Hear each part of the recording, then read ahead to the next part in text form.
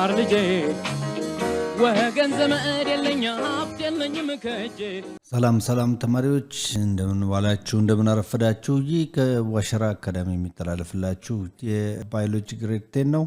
የ10ኛ ክፍል ባዮሎጂ ነው። እንግዲህ ምንጊዜም ትምህርት በዚህ አካዳሚ ይለቀቅላችኋል።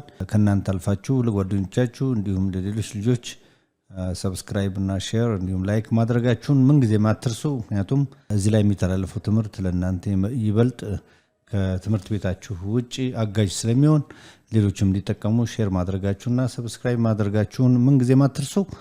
በዛሬው ትምህርታችን እንግዲህ ከዚህ በፊት የጀመርነውን የዩኒት 3 ጥያቄዎች ታስታውሱ ከሆነ ከዚህ በፊት እውነት ሐሰትን ወይም ትሩ ፎልስን እንደዚሁም ደግሞ መልቲፕል ቾይዝን እና እንዲሁም ሰንጠረዥን በመሙላት አይተናል። ዛሬ ደግሞ ሾርት አንሰር አይተምን የመጨረሻውን እናያለን ማለት ነው። እንደምታዩት ባዮሎጂ ግሬድ 10 ነው። ሾርት አንሰር አይተምስ አሉ ወደ 9 የሚሆኑ አጫጭር ጥያቄዎች ቀርበዋል። እነኚህን እያንዳንዱን ጥያቄዎቹን እያነበብን መልሳቸውንም ደግሞ በተቻለ መጠን ለመመለስ እንሞክራለን።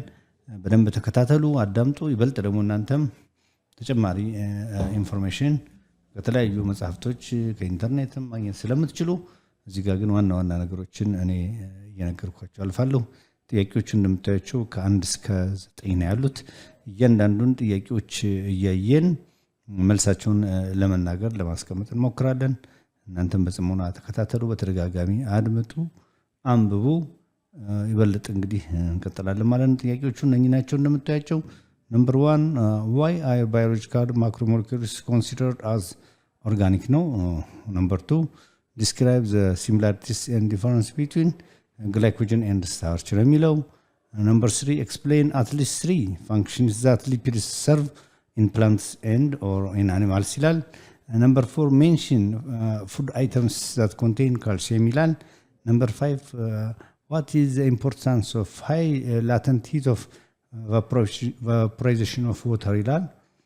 Number 6, how are cohesion and adhesion different? Number 7, plants must get water from their roots to their branches. Explain how cohesion and adhesion might help plant get water from the ground to its upper leaves. Number 8, why do phospholipids form lipid bilayers in aqueous conditions? Number 9, unlike glycogen storage in human body, fat storage is unlimited. Why? እንግዲህ 9 ሾርት አንሰር አይተምስ ናቸው። እያንዳንዱን ጥያቄውና መልሶቻቸውን እንመለከታለን ማለት ነው። እሺ ተማሪዎች እንግዲህ ያው ሮማን ነምበር 4 ነው። ሾርት አንሰር questions አሉ ይላል። ያው እንግዲህ አጭር መልስ የሚሰጥባቸው ጥያቄዎች ናቸው። ቅድም እንዳየነው የመጀመሪያው number 1, why biological macromolecules are considered organic ነው። ባዮሎጂካል ማክሮሞሌኪሎችን ኦርጋኒክ ያስባለበት ምክንያት ምንድነው ነው? አጭር መልስ ነው ያለው። ያው በፊትም ስለተነጋገርን ግልጽ ለማድረግ biological macromolecules are considered organic because they contain carbon ነው። በቃ ባዮሎጂካል ማክሮሞሌኪልስ ኦርጋኒክ የተባሉበት ዋና ምክንያት በውስጣቸው ካርበን የተባለው ኤሌመንት ወይም ካርበን የተባለው አተም መኖሩ ነው። ይህ ደግሞ ወሳኝ ነው፣ ለህይወት ወሳኝ ነው። አጠቃላይ ህይወት ላላቸው ነገሮች ይህ ኦርጋኒክ የሆነ ማክሮሞሌኪል ወሳኝ ስለሆነ በብዛትም በሰውነት የሚገኝ በመሆኑ ምክንያት ዋናው ግን ይህ ማክሮሞሌኪል ኦርጋኒክ የተባለበት ምክንያት በውስጡ ካርበን የተባለውን አተም ስለያዘ ነው ማለት ነው። Number 2, describe the similarities and difference between glycogen and starch ነው የሚለው። ይሄ ደግሞ የግላይኮጅንና የስታርችን አንድነታቸውና ልዩነታቸውን similarities and difference ምንድነው የሚል ጥያቄ ነው ያስቀመጠልን። ይሄንን ግለጹ ነው የሚለው። እሺ በዚህ መልኩ እንገልጸዋለን ማለት ነው። በመጀመሪያ glycogen is composed of only one molecule። ባለፈው ታስታውሱ ከሆነ ሰንጠረዡ ላይ ስንሞላ እዛ ላይ ግላይኮጅን አይመለከትም ያልነው composed of only one ሞለኪል ስለሆነ ከአንድ ሞለኪል የተገነባ ስለሆነ ነው። whereas starch is composed of 2 molecules ነው። ስለዚህ አንዱ ልዩነታቸው ይሄ ነው። ዋናው ዘጋ ጥያቄውም describe similarities and difference። ዲፈረንሳቸው አንደኛው ግላይኮጅን የተገነባው ከአንድ ሞለኪል ሲሆን whereas starch is composed of 2 molecules መሆኑ አንድ ልዩነት ነው ማለት ነው። while both are glucose polymerase ይሄ ደግሞ አንድ የሚያደርጋቸው ነው። ሁለቱም ግሉኮስ ወይም የኃይል ሰጪ ፖሊመሬዝ ከግሉኮስ የፖሊመራይዜሽን የግሉኮሶች አንድ ላይ ጥርቅም ወይም ውህድ መሆናቸው አንድ ያደርጋቸዋል። ያው ሁለቱም የግሉኮስ ፓርት ወይም ግሉኮስ ፖሊመሬዝ ሆነው ካርቦሃይድሬትን ክሬት በማድረግ ኃይልና ኤነርጂ የሚሰጡ መሆናቸው አንድ ያደርጋቸዋል። ስለዚህ ሁለቱም ግሉኮስ ፖሊመሬዝ መሆናቸው አንድ ያደርጋቸዋል። ሲሚላሪታቸው ይሄ ነው ማለት ነው። ሌላው ግላይኮጅን ኢዝ ፕሮዲውስድ ባይ አኒማልስ ይላል። ሌላው ልዩነት ነው። እንግዲህ ግላይኮጅን በፊትም አውርተናል። ፕሮዲውስ የሚሆነው የሚዘጋጀው የሚመረተው ወይም የሚከማቸው በአኒማል በእንስሳዎች ሲሆን and referred to as animal starch በመባል ይታወቃል። አኒማሎች ስለሚያዘጋጁት አኒማል ስታርች በመባል ይታወቃል ግላይኮጅን። whereas starch is produced by plants አሁን አንዱ ልዩነታቸው ይሄ ነው። ግላይኮጅን የሚዘጋጀው በእንስሳቶች ሲሆን ስታርች ደግሞ የሚዘጋጀው በእጽዋት በሆኑ ሌላው ልዩነታቸው ነው ማለት ነው። ሌላው ግላይኮጅን has branched structure ነው። ግላይኮጅን እንግዲህ ስትራክቸሩ ሲታይ ብራንችር ነው፣ ቅርንጫፍ የመሰለ ስትራክቸር ነው ያለው ማለት ነው። whereas starch has both chain and branch structure ስታርች ደግሞ ሲታይ ስትራክቸሩ ብራንችም ቅርንጫፍም አለው እንዲሁም ቼን ነው፣ እንደ ሰንሰለት የተያያዘ ነው ማለት ነው። ግላይኮጅን ይለየዋል። ግላይኮጅን ላይ ቼን የለም። ግላይኮጅን እና ስታርች ላይ ግን ሁለቱም ጋር ብራንችድ አለ። ብራንችድ በሆኑ አንድ ሲያደርጋቸው ቼን አለመኖሩ ግላይኮጅን ላይ ደግሞ ልዩነት አለ ማለት ነው። ምክንያቱም ስታርች ላይ ብራንችድም ነው ቅርንጫፍ የመሰለ ነገር ሆኖ እንደገና ቼን ነው፣ አንዱ ከአንዱ ጋር እንደ ሰንሰለታማ የተያያዘ ነው። እዚህ ጋር ግን ብራንችድ የሆነ ስትራክቸር ብቻ ነው ያለው ማለት ነው። እንግዲህ ይሄ አንድነትና ልዩነታቸውን በደንብ ያሳየናል ማለት ነው። ይበልጥ ደግሞ እናንተ ስታነቡ ክሊር ይሆንላችኋል ማለት ነው። እሺ ተማሪዎች፣ ሌላው እንግዲህ ሶስተኛው የሾርት አንሰር ኩዌስችናችን ኤክስፕሌን አት ሊስት 3 ፋንክሽንስ ዛት ሊፒድስ ሰርቭ አስ ኢን ፕላንትስ ኤንድ ኦር ኢን አኒማልስ ነው። እንግዲህ ቢያንስ 3 የሊፒድስን አገልግሎት ወይም ሊፒድስ የሚሰጣቸውን ጠቀሜታዎች ግለጽ ነው የሚለው። ሊፒድስ እንግዲህ ያው ፋት ነው፣ ሰውነታችን ከፍተኛ ኃይልና ሙቀት የሚሰጥ ልክ እንደ ካርቦሃይድሬት ነው። እንዲሁም ከካርቦሃይድሬት በላይ ከፍተኛ ኃይልና ሙቀት የሚሰጥ የማክሮሞለኪል ወይም ኦርጋኒክ የሆነ ኮምፓውንድ ነው። የሱን እስቲ ቢያንስ 3 አገልግሎቶች ወይም ጠቀሜታዎች ግለጽ ነው የሚለው። የመጀመሪያው ኤ ፓርት ላይ እንደምታዩት ሊፒድስ ሰርቭ ኢን ዘ ስቶሬጅ ኦፍ ኢነርጂ ነው። የመጀመሪያው የኃይል የኤነርጂ ወይም የኃይል ስቶር ወይም ክምችት ይፈጠራል በሰውነታችን ውስጥ። ከፍተኛ ሊፒድስ ይከማቻል። በሚከማችበት ጊዜ ያ እንስሳት ሆነ እጽዋቱ ኃይል በሚፈልግበት ጊዜ ከስቶሬጁ እንዲጠቀም፣ ስለዚህ ስቶር እንደ ስቶር ሆኖ ያገለግላል ወይም ተከማችቶ ይቀመጣል። ትርፍ በሚሆንበት ጊዜ እጽዋቱ ወይም እንስሳቱ በብዛት ሊፒድስን ሲያመርት ስቶር ሆኖ ይቀመጣል። በሚያስፈልግ እጥረት ኃይል በሚፈልግበት ጊዜ ደግሞ ከስቶሩ እየወጣ አገልግሎት ይሰጣል ለዛ ነገር ማለት ነው። ስለዚህ ስቶሬጅ ኦፍ ኢነርጂ ነው። ኢነርጂን ስቶር በማድረግ አንዱ የሚታወቅበት ነው ሊፒድስ። ሌላው አገልግሎቱ ሰርቭ አስ ስትራክቸራል ኮምፖነንት ኦፍ ሆርሞንስ ነው የሚለው። ለሆርሞኖች ስትራክቸራል ኮምፖነንት ወይም መዋቅራቸው የሚገነባው ከሊፒድስ ነው። ማንኛውም በእጽዋትም ሆነ በእንስሳት ውስጥ ያሉ ሆርሞንስ፣ የተለያዩ ሆርሞኖች አሉ፣ ከዚህ በፊትም ተምረናል። እነኛ ሆርሞኖች ስትራክቸራቸው መዋቅራቸው ሊፒድስ ነው። ኮምፖነንቱ ለእነሱ ለስትራክቸሩ መዋቅር የሚሆነው ማነው? ኮምፖነንቱ ወይም አንዱ ግብአቱ ሊፒድስ ነው። ሊፒድስ መኖሩ ለሆርሞኑ ስትራክቸራል ኮምፖነንት ሆኖ ያገለግላል ማለት ነው። በሶስተኛ ደረጃ ሰርቭ አስ ሲግናሊንግ ሞለኪልስ ነው። ይሄ ደግሞ ለሞለኪል የተለያዩ ሞለኪሎች በሰውነታችን ውስጥ ወይም በዛ በእጽዋትም ሆነ በእንስሳት ውስጥ ለሚገኘው ሞለኪል ሲግናሊንግ ወይም እንደ ምልክት ሆኖ ያገለግላል ማለት ነው። የሊፒድሱ ማነስ መብዛት መጠኑ እንግዲህ ሲግናል ሆኖ ለሞለኪሉ ያገለግላል ማለት ነው። በአጠቃላይ እንግዲህ እነኚህ 3ቱ የሊፒድስ ሰርቭ ወይም አገልግሎት የሚሰጣቸው ለእጽዋትም ሆነ ለእንስሳት መኖሩ ሊፒድስ መኖሩ እነኚህ 3 ዋና ዋና ጠቀሜታዎች ይሰጣል ማለት ነው። ነምበር 4 ፉድ አይተምስ ዛት ኮንቴን ካልሲየም ነው የሚለው። ይሄ ደግሞ እንግዲህ በካልሲየም የበለጸጉ ወይም ካልሲየም የምናገኝባቸው የምግብ አይነቶች እነማን ናቸው ነው የሚለው። ከምንመገባቸው ምግቦች እነማን በውስጣቸው ካልሲየም ይዘዋል የሚለው ነው። የመጀመሪያው ሊፊ ቬጂቴብልስ ነው። እነኚህ ቅጠላማ የሆኑ የጓሮ አትክልቶች በሙሉ በካልሲየም የበለጸጉ ናቸው። ኤግ ዮክ ይላል። ይሄ የእንቁላል አስኳል ነው። ቢጫው ክፍሉ በካልሲየም የበለጸገ መሆኑን ያሳየናል። እንዲሁም ፊሽ አሳ በብዛት በካልሲየም የበለጸገ ነው። እንዲሁም ቢንስ በአጠቃላይ ባቄላና አተር የመሳሰሉ ጥራጥሬዎች በካልሲየም የበለጸጉ በተለይ ባቄላ፣ አሳ፣ ኤግ ዮክ እና ሊፊ ቬጂቴብልስ እንዲሁም ሌሎችም አሉ። ዋና ዋናዎቹ እነኚህን ብንመገብ ምክንያቱም እዚህ ጋር አልተጠቀሰም እንጂ ሚልክም አለ ማለት ወተትም አለ፣ ሌሎችም አሉ። እንዲያውም በዋናነት ወተት እዚህ ተረስቶ ነው እንጂ ወተት በካልሲየም የበለጸገ መሆኑ ይነገራል። በካልሲየም ማዕድን የበለጸገ ነው። ስለዚህ እነኚህና የመሳሰሉት የምግብ አይነቶች እንግዲህ በካልሲየም የበለጸጉ ስለሆነ ካልሲየም ደግሞ ጠቀሜታውን ባለፈው አይተናል። ካልሲየም ዋናው ለቦንና ለቲዝ ወይም ለአጥንትና ለጥርስ ስትራክቸር መገንባት መጠንከርም አስተዋጽኦ ያበረክታሉ። ግን ዋናው ስትራክቸሩ የሚገነባባቸው እነኝ ሆነው እንደ ወተት የመሳሰሉ ሌሎቹ ደግሞ በበለጠ እንዲጠነክር አጥንታችን ወይም ጥርሳችን ጠቀሜታ ስላላቸው እነኝህን ምግቦች መመገብ ለሰውነታችን የሚያስፈልገውን ካልሲየም እንድናገኝ ስለሚረዳ እነኝህን በደንብ ልታስተውሉ ይገባል ማለት ነው። Number 5, the importance of high latent heat of vaporization.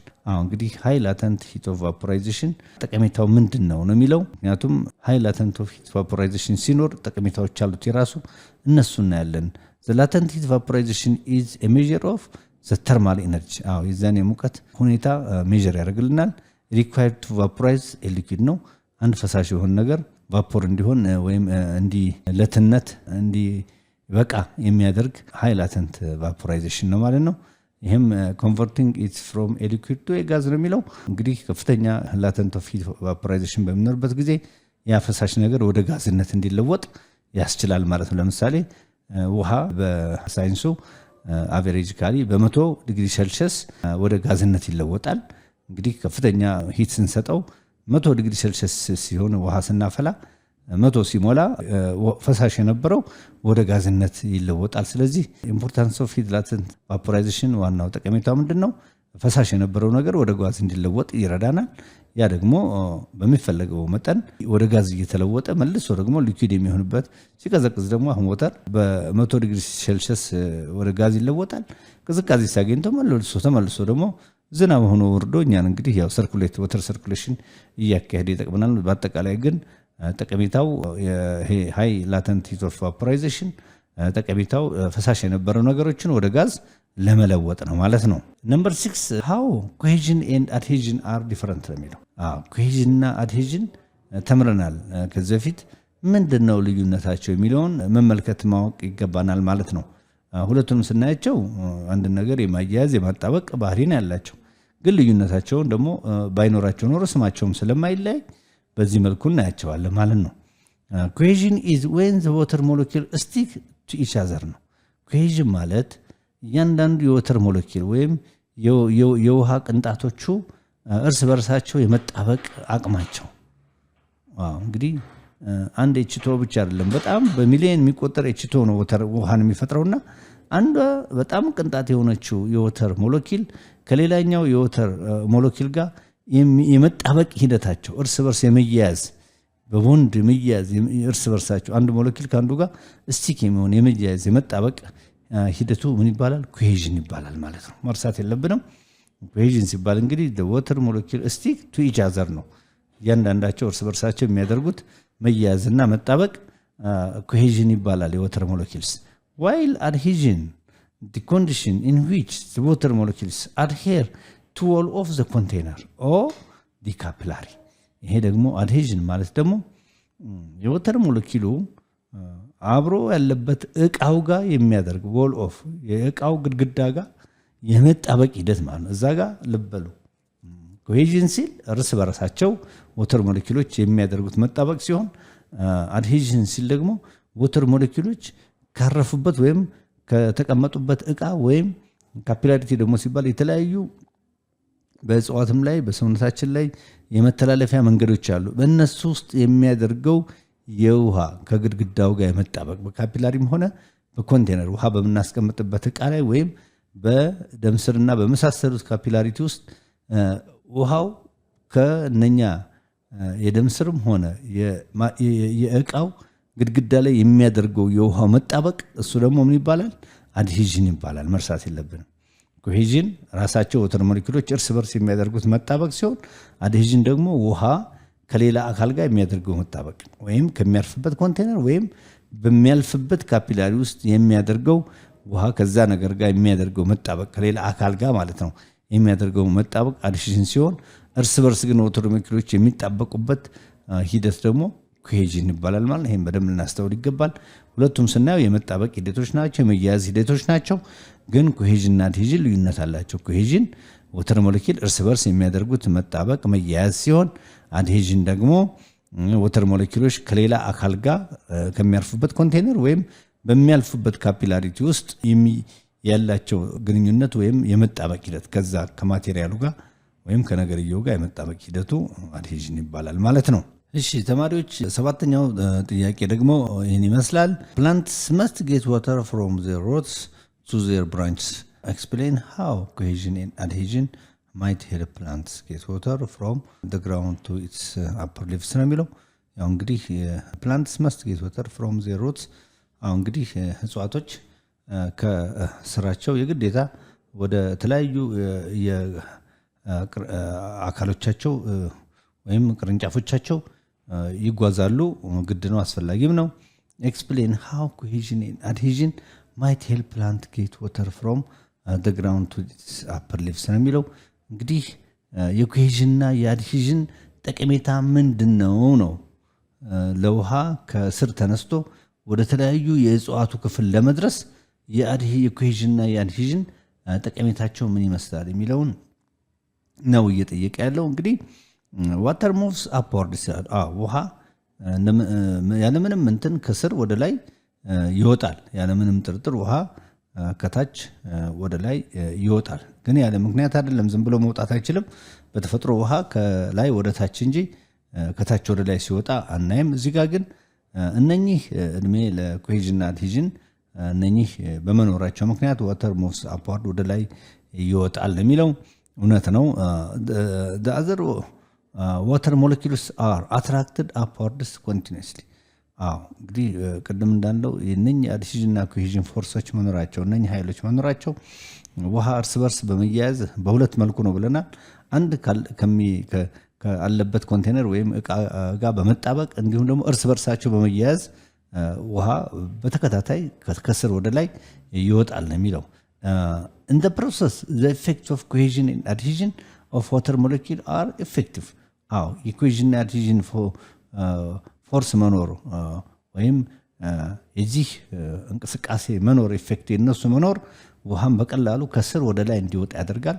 አንደኛው እንግዲህ በፊት እንዳየነው እርስ በርሳቸው ውሃ እርስ በርስ በመያያዝ ሞለኪውሎቹ በመያያዝ፣ ሁለተኛው ደግሞ በሚያልፉበት ነገር ውስጥ በካፒላሪ ውስጥ ተጣብቀው ምን ይሆናሉ? ወደ ላይ ይሄዳሉ ማለት ነው። ፌኖሜና አልኮል ትራንስፓይሬሽን ፑል። ይሄ ደግሞ ይህ ፌኖሜና ከስር ጀምሮ ከመሬት ከግራውንድ ጀምሮ በስር አማካኝነት ለግንድ፣ ለቅጠል፣ ለቅርንጫፎች ሁሉ የሚሄድ ሂደቱ ይሄ ፌኖሜናው ትራንስፓይሬሽን ፑል ይባላል ማለት ነው።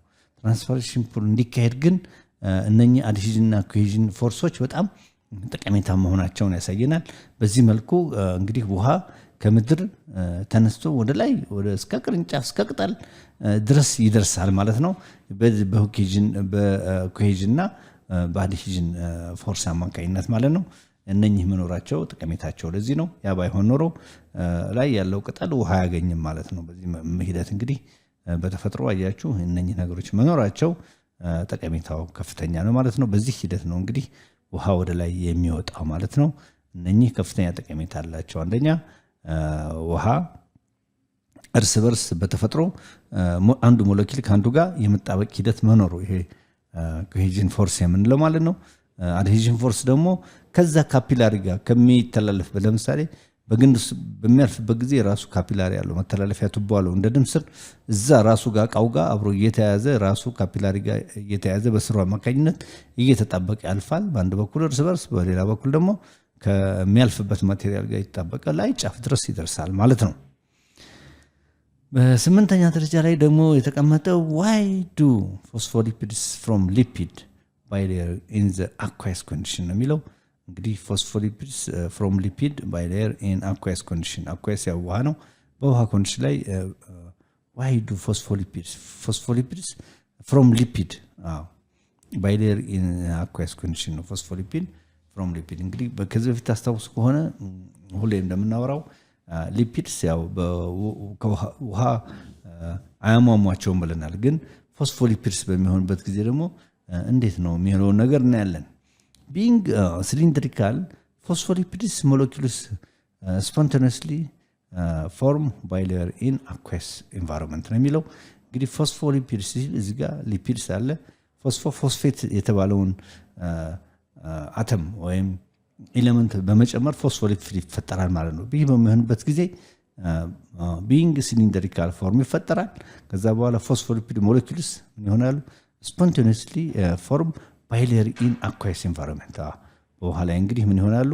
spontaneously form by layer ይፈጥራሉ ማለት ነው in this energetically most favorable arrangement ይህ በሚሆንበት ጊዜ ደግሞ energetically ይሆናል favorable arrangement ወይም ምቹ ሁኔታ ይፈጠራል ማለት ነው favorable arrangement ይፈጠራል ማለት ነው the hydrophilic heads ለበሉ hydrophilic heads ከዚህ ታስታውሳላችሁ ይሄ ውሃን የሚወደው ፓርት ነው hydrophilic head ነው ራስ ነው hydrophilic head face the water አያችሁ ውሃን ስለሚወድ ይህ ሄዱ ወይም ራሱ hydrophilic ሄዱ ወደ ዋተር ምን ይሆናል ይጠጋል ማለት ነው at each surface of the bilayer ነው ስዕልም ከዚህ በፊት አይተናል ሃይድሮፊሊክ እና ሃይድሮፎቢክ ሃይድሮፊሊኩ ዋተር ላቭ ነው ውሃን የሚወደው ፓርት ጭንቅላቱ ወደ ዋተር ይጠጋል ማለት ነው and the hydrophobic tails hydrophobic ይሄ ውሃን የሚሸሸው ወይም የሚጠላው ሄት የሚያደርገው ፓርቱ ደግሞ ወይም ቴሉ ወይም ጭራው ማለት ነው are shielded from the water in the interior እሱ ደግሞ ወደ ስር ይደበቃል ውሃን ይሸሻል ማለት ነው ሃይድሮፎቢክ ሄድ ደግሞ ወደ ውሃው ይጠጋ በዚህ መልኩ እንግዲህ አኳስ ኮንዲሽን ይገናኛል ምክንያቱም ፎስፎሊፒድስ ሁለት ፓርቶች አሉት ማለት ነው አንድ ሃይድሮፎቢክ ሄድ የሚባለው ወይም ውሃን የሚወደው ራስ የሚባለው ክፍል ሲሆን ሃይድሮፎቢክ ቴል ደግሞ ወይም ውሃን የሚጠላው ጭራው ክፍል ነው ውሃን የሚጠላው ጭራው ክፍል ይደበቃል ማለት ነው ውሃን የሚወደው ደግሞ ወደ ውሃው ይጠጋ በዚህ መልኩ አጣጥሞ ፎስፎሊፒድ ሞለኪውልስ ከአኳስ ኤንቫይሮንመንት ጋር ራሳቸውን አጣጥሞ ይሄዳሉ ሁለት ፓርት አላቸው አንደኛው ሃይድሮፎቢክ ሄድ ነው ሁለተኛው ሃይድሮፎቢክ እና ሃይድሮፊሊክ ሄድ እና ሃይድሮፎቢክ ቴልስ ነው ሃይድሮፊሊክ ሄዱ ውሃን የሚወድ ስለሆነ ወደ ውሃ ሲጠጋ ሃይድሮፊሊክ ቴል ወይም ጭራ የምንለው ደግሞ ውሃን ስለሚሽሽ እሱ ይደበቃል ማለት ነው በዚህ መልኩ ከአኳስ ኤንቫይሮንመንት ጋር ፎስፎሊፒድስ ሞለኪውልስ ራሳቸውን አጣጥመው ይኖራሉ ማለት ነው በሰውነታችን ውስጥ ወይም በአጠቃላይ ህይወት ባላቸው ነገሮች ውስጥ ማለት ነው ተማሪዎች እሺ ተማሪዎች እንግዲህ የመጨረሻው 9ኛው ጥያቄ ደግሞ የዩኒት 3 ሾርት አንሰር ወይም አጭር መልስ የሚያስፈልገው 9ኛው ጥያቄ ይመስላል unlike glycogen storage in human body fat storage in unlimited why ይላል እንግዲህ ግላይኮጅን ስቶሬጅ እና ፋት ስቶሬጅ unlimited በሰው በተለይ በእኛ በሰዎች ላይ ለምንድን ነው ዋይ ለምንድን ነው የሚለው ነገር እናያለን ማለት ነው እንግዲህ ግላይኮጅን ስቶሬጅ አለ ፋት ስቶሬጅ አለ ሁለቱን ልዩነታቸውን ለምንድን ነው unlimited የሆነው የሚለው እናያለን ማለት ነው የመጀመሪያው ፋት is the body's most concentrated source of energy ነው እንግዲህ ቅድም ከካርቦሃይድሬት በላይ ፋት ከፍተኛ ሶርስ ኦፍ ኤነርጂ ወይም ለሰውነታችን ከፍተኛ ኃይልና ሙቀትን የሚሰጠው ፓርት ፋት ነው ማለት ነው ከካርቦሃይድሬት በላይ ለዛም ነው ፋት ከሌሎቹ ከፍተኛ ሙቀትና ኃይል ይሰጣል የተባለበት ምክንያት በተፈጥሮ ከፍተኛ ሙቀትና ኃይልን ስለሚሰጥ ማለት ነው providing more than twice as much potential energy as carbohydrate or protein እንግዲህ ከፕሮቲንና ከካርቦሃይድሬት ከምናገኘው ኃይል የበለጠ ሁለት እጥፍ ከፋት እናገኛለን ማለት ነው እንግዲህ ሳይንሱ በትክክል ያረጋግጠው ነው በቅንፉስ 9 ካሎሪስ per gram versus 4 calories each per gram ነው እንግዲህ ልብ በሉ እንግዲህ 9 ካሎሪ ፕሮቲንና ካርቦሃይድሬት ስንጠቀም 4 ካሎሪ ፋት ከተጠቀም ተመጣጣኝ ይሆናል። አያችሁ እጥፍ ማለት ነው። ስለዚህ ትንሽ ፋት ከፍተኛ ኃይልና ሙቀት የመስጠት አቅም አለ ማለት ነው። ይህን የሚያነጻጽር ነው 9 ካሎሪ ፕሮቲንና ካርቦሃይድሬት 9 ካሎሪ የምንጠቀመውን ያህል 4 ካሎሪ ግን ፋት ብንጠቀም በቂ ነው ማለት ነው። ስለዚህ ትንሽ ፋት ከፍተኛ ኃይልና ሙቀት የመስጠት ወይም ትዋይስ ከፕሮቲንና ከካርቦሃይድሬት ከምናገኘው ኃይል የበለጠ እጥፍ የሆነ ከፋት ላይ ኃይልና ሙቀትን ሰውነታችን የማግኘት አቅም አለው ናቹራሊ ማለት ነው።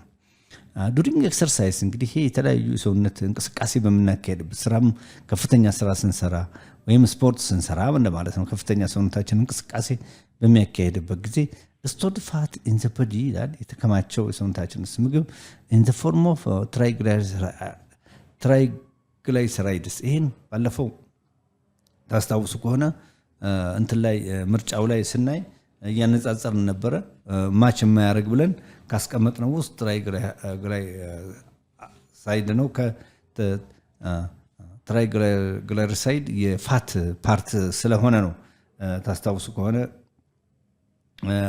እንትን ምርጫው ላይ አምስተኛው ላይ which of the following does not represent incorrect monomer or polymer ብሎ ሞኖሳካራይድ ከፖሊሳካራይድ ጋር ይሄዳል ግሉኮስ ፓርት ስለሆነ አሚኖ አሲድ ከፕሮቲን ጋር ይሄዳል ትራይግላይሰራይድ ከሴሉሎስ ጋር ይሄድም ያልንበት ምክንያት ትራይግላይሰራይድ ፋት ስለሆነና ሴሉሎስ ደግሞ የግሉኮስ ወይም የካርቦሃይድሬት ፓርት ስለሆነ ነው ሁለቱ ሳይጣጣም ታስታውሱ ከሆነ አምስተኛው ጥያቄ ላይ ትክክል ያልሆነው ብለን የፋትና የሴሉሎሱ እንትኑ ፖሊመራይዜሽኑ አንድ ስላልሆነ ነው ያልነው እዚህ ጋር መጥቶልናልና ለዛ ነው እዛ ጋር ያ መልስ ያልሆነው anyhow ግን the form of triglyceride ይሄ እንግዲህ triglyceride እንግዲህ የፋት ፓርት ነው in adipose or fat tissue ከዚህ በፊት ታስታውሱ ከሆነ adipose tissue እና fat tissue ውስጥ ነው ፋት በብዛት የሚከማቸው እሱም triglyceride ተከማችቶ ይቀመጣል is broken down into fatty acids ይሄ የተከማቸው በሚፈለግበት ጊዜ ወዴት ይለወጣል ወደ ፋቲ አሲድ ብሮክ ይሆንና ኃይልና ኤነርጂ ሲከማች ግን አዲፖስ እና ፋት ቲሹ ውስጥ ትራይግላይሰራይድ ሆኖ ይቀመጥና ልክ ከዚህ በፊት እንዳልነው እንደ ግላይኮጅን እና እንደ ስታርች ግሉኮስ መጀመሪያ ይከማቻል ከዛ በኋላ ወደ ግሉኮስ ይለወጣል ኃይል ሲፈልግ ይሄ ደግሞ በዚህ መልኩ የተቀመጡ የነበረው ከዛ በሚፈለግበት ጊዜ ወደ ፋቲ አሲድ በመለወጥ ከፍተኛ ሙቀትና ኃይል እንድናገኝ ያስችለናል ማለት ነው these fatty acids are transported through the blood to muscle for fuel ነው እንግዲህ ይህ ፋቲ አሲድ ቀደም ያለው በአዲፐስ እና ፋት ቲሹ ውስጥ ተከማችቶ የነበረው ትራይግላይሰራይድ ወደ ፋቲ አሲድ ከተለወጠ በኋላ በማን በኩል በደም አማካኝነት በመጓጓዝ ወደ መስል የተለያዩ የጡንቻዎቻችን ክፍል በመሄድ እንደ ፊውል እንደ ነዳጅ ሆኖ ኃይል ሆኖ ያገለግላል ማለት ነው this process occurs relatively slowly as compared with the mobilization of carbohydrate for fuel ነው እንግዲህ slowly ዝቅተኛ ነው በዝግታ ነው relatively ዝግ ብሎ ነው የሚጓዘው ማለት ነው ከካርቦሃይድሬት ቶሎ ካርቦሃይድሬትን ወደ ኃይል ከመለወጥ አንፃር በዝግ ይላል ሪላቲቭሊ ከካርቦሃይድሬት ሲነጻጸር ማለት ነው ፕሮሰሱ ነው ዝግ የሚለው ግን በሚደርስበት ጊዜ ከፍተኛ ኃይልና ሙቀት ይሰጣል ማለት ነው fat is also stored within the muscle fibers በተጨማሪ ቀደም ካየናቸው ፋት እንግዲህ ከአዲፐስ ቲሹና ከፋት ቲሹ በተጨማሪ ፋት ደግሞ መስል ፋይበር ወይም የጡንቻዎች ስር የመሰሉ ክር የመሰሉ ነገሮች አሉ እነሱ ውስጥ ጡንቻዎቻችን ውስጥ ምን ይሆናል ስቶርድ ይሆናል በተጨማሪ where it can be more easily accessed during exercise ይሄ ደግሞ ገና ከአዲፐስ ቲሹ ወይም ከፋት ቲሹ እንትን ከማለት ቶሎ ለመጠቀም ይረዳል ማለት ነው አያችሁ during exercise ወይም ከፍተኛ ስፖርታዊ እንቅስቃሴ ወይም ኃይል የሚያስፈልጉ ስራዎችን በመንሰራበት ጊዜ ወይም ከፍተኛ ጉልበት የሚጠይቁ ስራዎችን በመንሰራበት ጊዜ መስል ጋር ያሉትን ቶሎ መጠቀም ያስችላል ለዚህ ነው መስል ላይ የተቀመጡት ቶሎ ወደ ኃይልነት ስለሚለወጡ ማለት ነው unlike your glycogen stores አሁን glycogen store የሚሆንበት እንግዲህ which are limited body fat is virtually እንግዲህ unlike your glycogen stores ይላል ግላይኮጅን ብዙ ጊዜ ታስታውሱ ከሆነ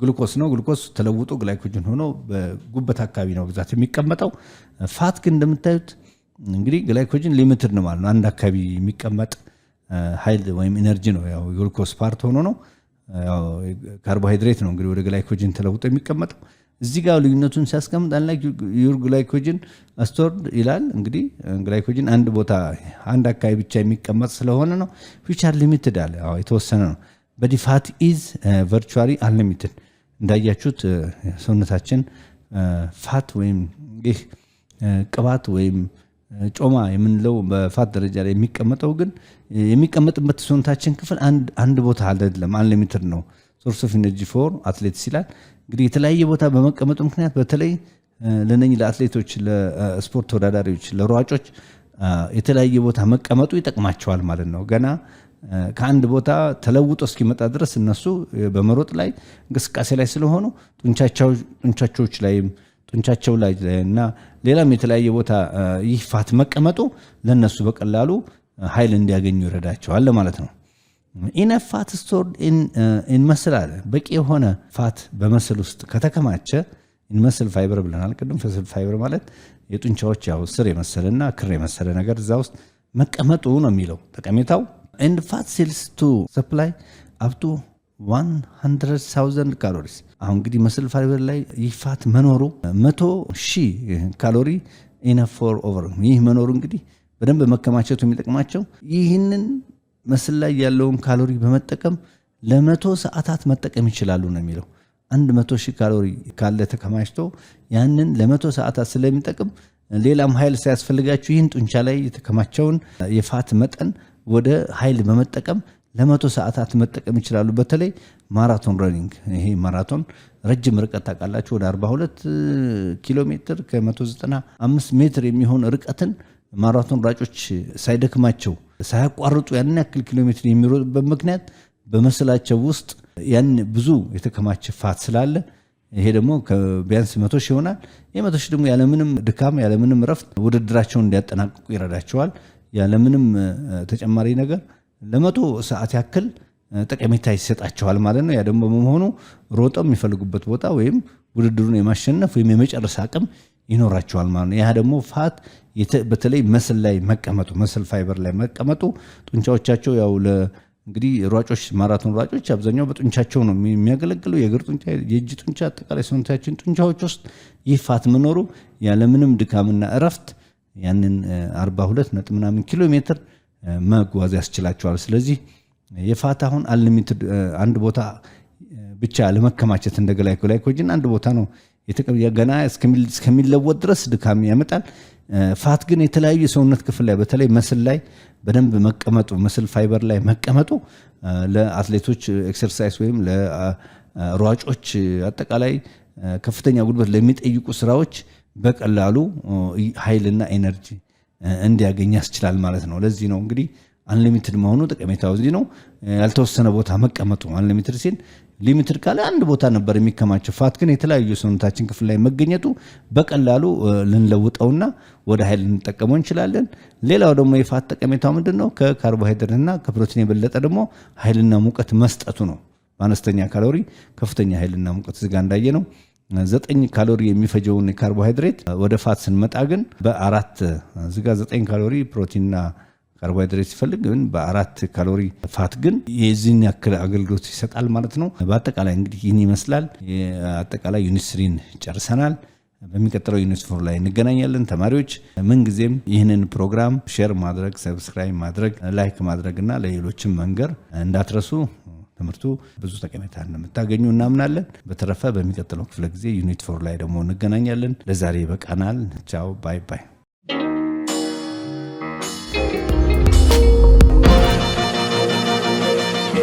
ፀሐይ ነው ላስተማረ ሰው ግን ቀኑ